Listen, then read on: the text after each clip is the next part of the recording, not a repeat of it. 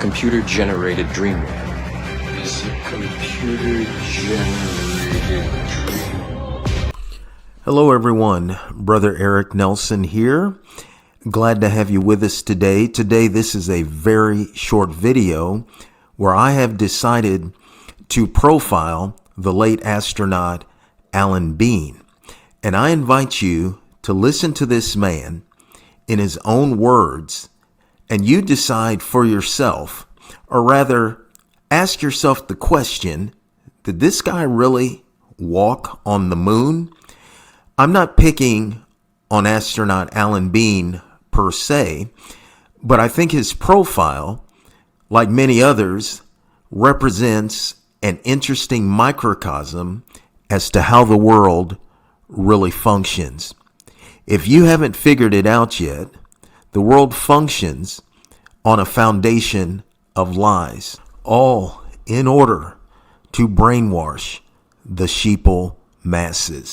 At this time, I invite you to open up your heart, open up your mind, listen carefully, start critically thinking, question everything, because truly the world runs and functions on a foundation of lies.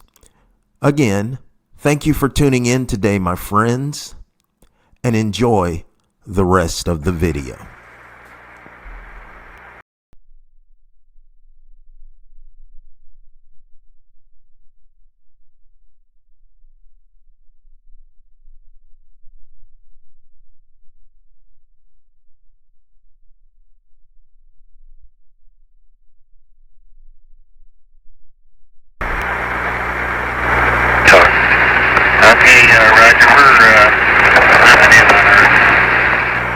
Roger, Neil. We just wanted a narrative such that we can, when we get the playback, we can sort of correlate what we're seeing. Thank you very much. Well, we shut out the sun coming in some of the other windows into the spacecraft, so it's looking through a number one window, and there isn't any reflected light. We only have one window that has a view of the Earth, and it's filled up with the TV camera. South America becomes invisible just off beyond the terminator or inside the shadow. We can see the oceans with a definite blue cast, see white bands of major cloud formations across the Earth. Roger, the ATC is working real well. The F-22 looks good, over. Apollo 11, Houston, did you copy, over? You copied that, Charlie. If you show this publicly, you're open for a lawsuit. Okay?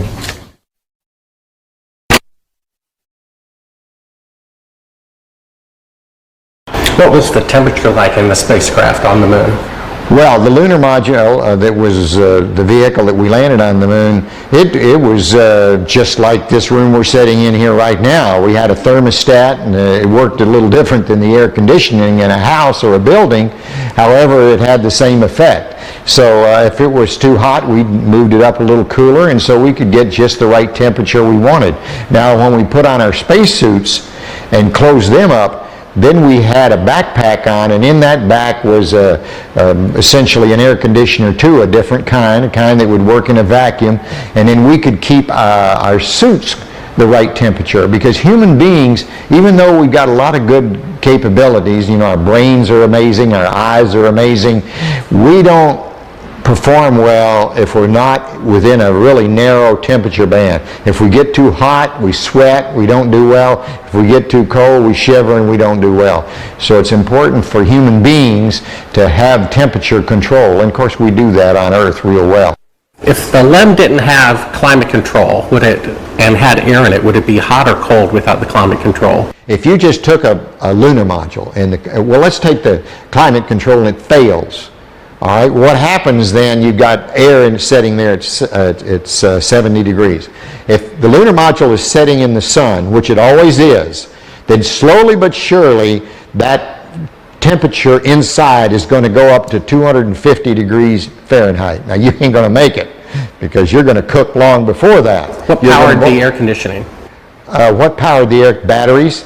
You had a number of big batteries in the lunar module. They powered pumps, they powered the air conditioning, they powered the communication system, and that's the reason we were only able to stay on the moon 33 hours. Later on, we got a little better batteries, more batteries, and we could stay longer. But batteries turned out to be, for the weight involved, the thing that gave you the power. Now the best.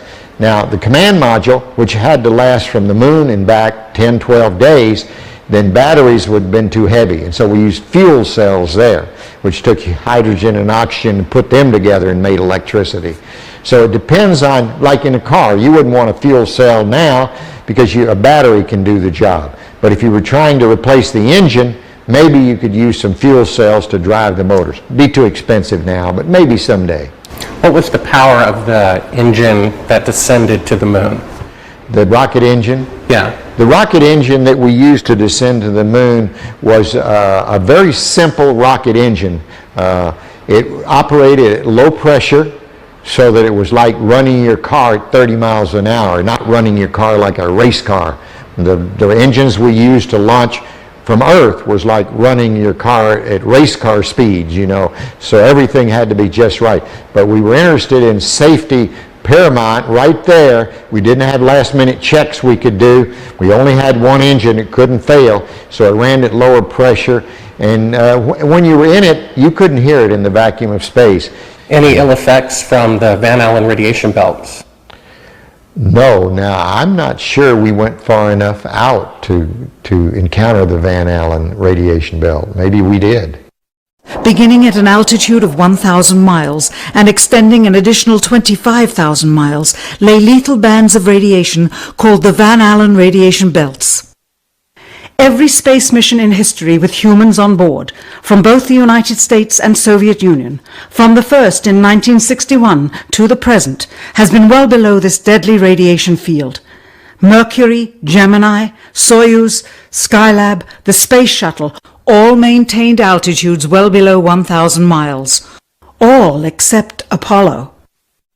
I don't know the distance to the Van Allen radiation belt, and if we did, it wasn't a problem. If we were going to encounter it, then we would have had to build the spacecraft and the spacesuit to not give humans a problem. You don't just build something and hope it works. You study to see what the threats are, the environment is, and then you say, how thick do I have to make the metal on the spacecraft so that going through this kind of radiation or these kind of meteoroids, it won't get hurt. And then we build it that way. The belts are 1,000 miles to 25,000 miles above the Earth. Then we went right out through them. No effects on your cells? We didn't even know it. I don't think anybody, well, maybe somebody said you went through the radiation belt, but we didn't feel it inside, and we didn't get any, added radiation. In 1998, the Space Shuttle flew to an altitude of 350 miles, one of its highest altitudes ever, hundreds of miles below the beginning of a field of radiation that was so severe that the astronauts inside of their shielded spacecraft and inside of their shielded spacesuits saw flashes of light with their eyes shut that they described as shooting stars, due to radiation penetrating first the shuttle's shielding, then their spacesuit shielding, then their skulls, and finally the retinas of their closed eyes.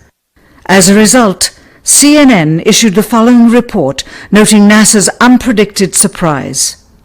The radiation belt surrounding Earth may be more dangerous for spacewalking astronauts than previously believed. Scientists say the phenomena known as the Van Allen belts can spawn killer electrons when the Earth's magnetic field changes. These electrons that are being studied could have an important effect not only on satellites, which has happened in the past, but could also affect the astronauts by creating large doses of radiation that could influence their health. The electrons can penetrate through various materials, including spacesuits, and can pass through, in fact, the walls of the space station, and can create high charges deep inside of these objects. No strange occurrences? Nothing like that. The space shuttle... Go ahead. The space shuttle went to 365 miles a few years ago. Because I worked in news. I saw CNN. They said that the radiation belts surrounding Earth are more dangerous than previously believed because the astronauts saw shooting stars with their eyes closed. Just when they got within 600. Radiation belt. We saw shooting stars, but they're not shooting stars from with your eyes closed, although they look like it. If you're out in space beyond the Van Allen belt, and probably within the Van Allen belt, and close your eyes, and just pay attention. You don't notice it unless you pay attention. Then all of a sudden you'll see a little flash like a shooting star, except it's like that. There goes one this way. Then one just blossoms. And then not that fast. Maybe you wait 3 minutes or 2 minutes and one goes whoosh. And what's happening is cosmic rays are hitting the back of your eye and exciting those sensors in the back of your eye. So that's what you see. And they got high enough apparently to close it. My guess is in Earth orbit, if you closed your eyes and just paid attention, that you would see them. The first time they were seen was when they went to 365 miles. Yes. That's 650 miles below or away from the radiation. Yeah, see, it's below. My guess if they just did it tonight.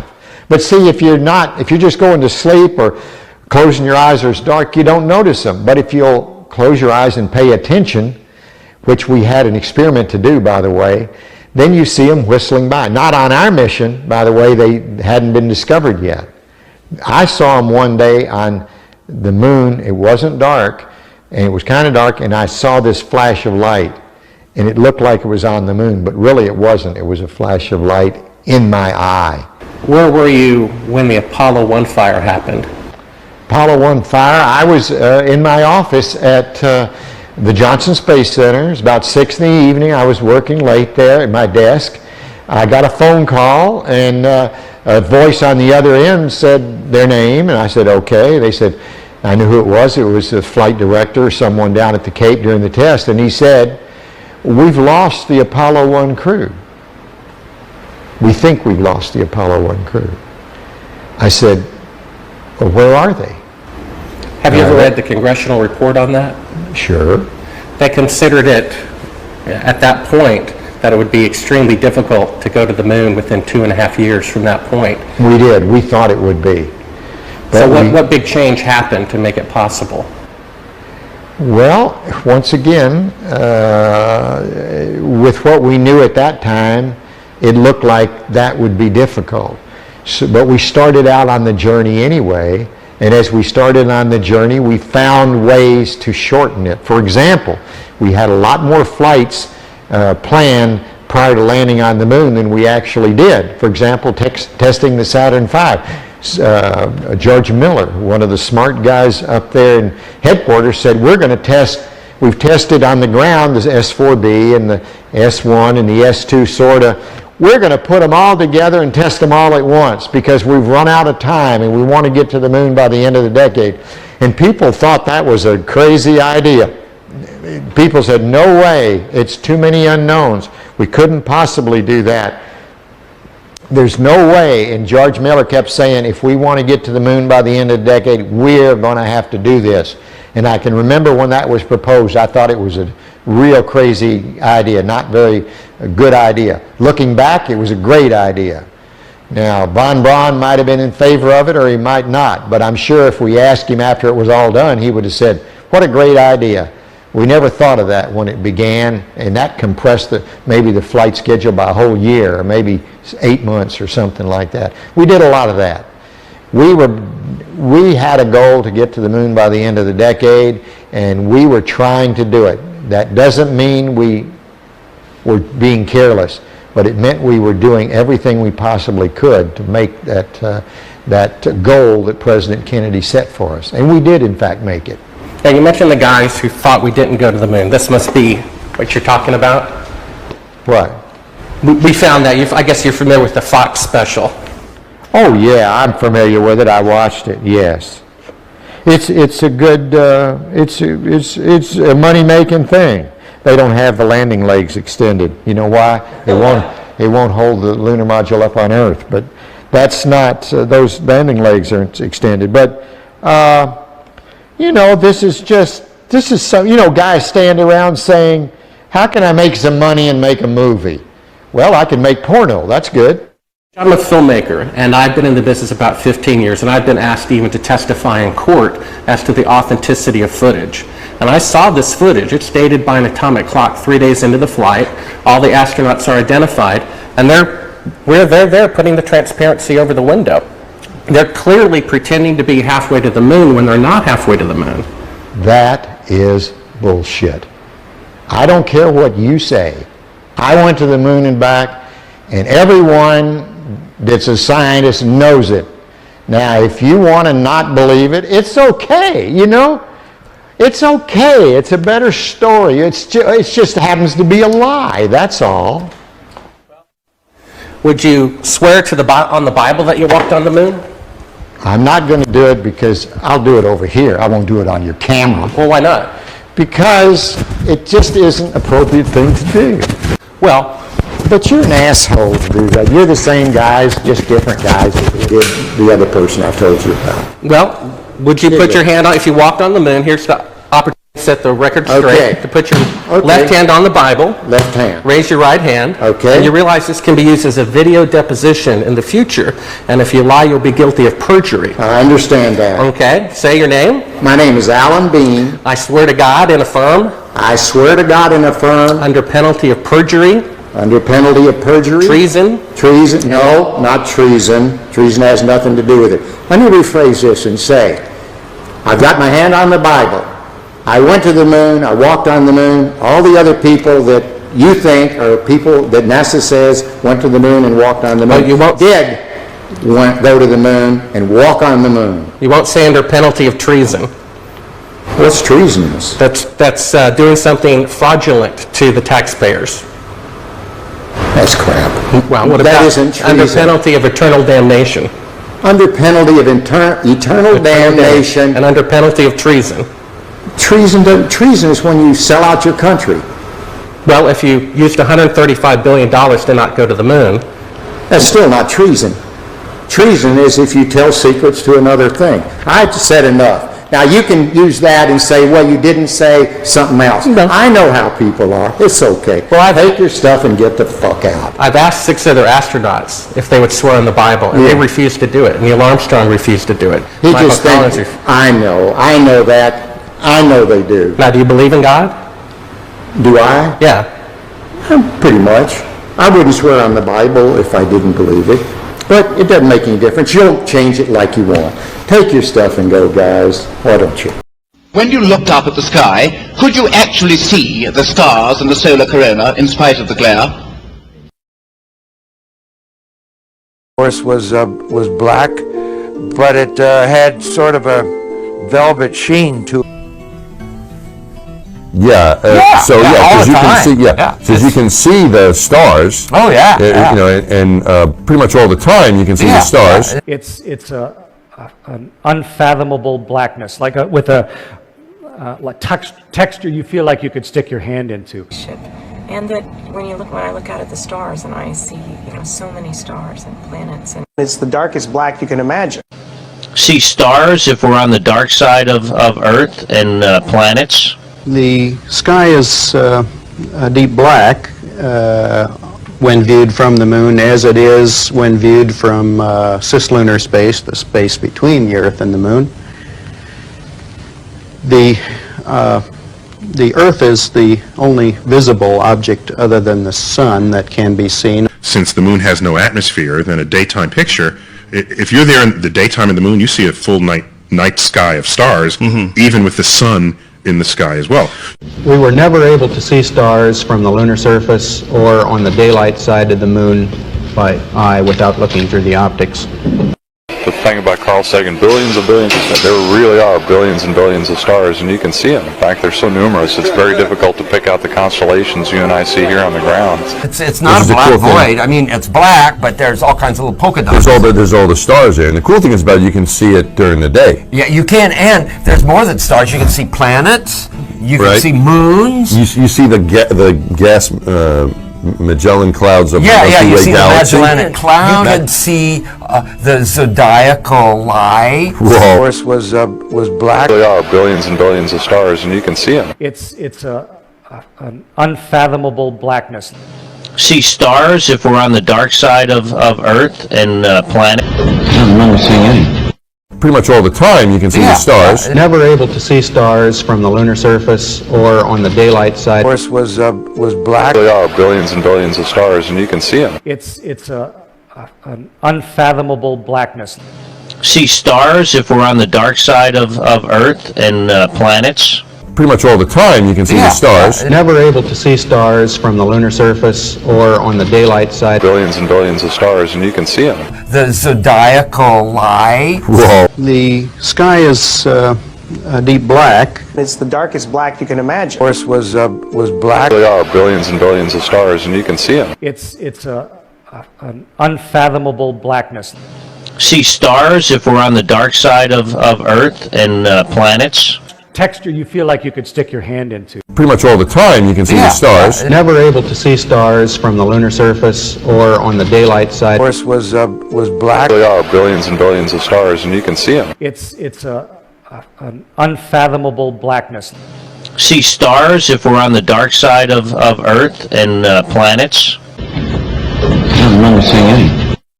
Pretty much all the time you can see the stars. Never able to see stars from the lunar surface or on the daylight side. Billions and billions of stars, and you can see them. The zodiacal light. Whoa. The sky is deep black. It's the darkest black you can imagine. Pretty much all the time you can see the stars. Of course, was black. It's not a black void. I mean, it's black, but there's all kinds of little polka dots. There's all the stars there. That when I look out at the stars and I see, so many stars and planets. And There are billions and billions of stars, and you can see them. It's an unfathomable blackness.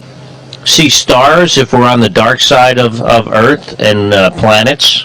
Pretty much all the time you can see the stars. Never able to see stars from the lunar surface or on the daylight side. You can start to notice that some of the stars have colors we don't see here on the. Of course, was black. There are billions and billions of stars, and you can see them. It's an unfathomable blackness. See stars if we're on the dark side of Earth and planets.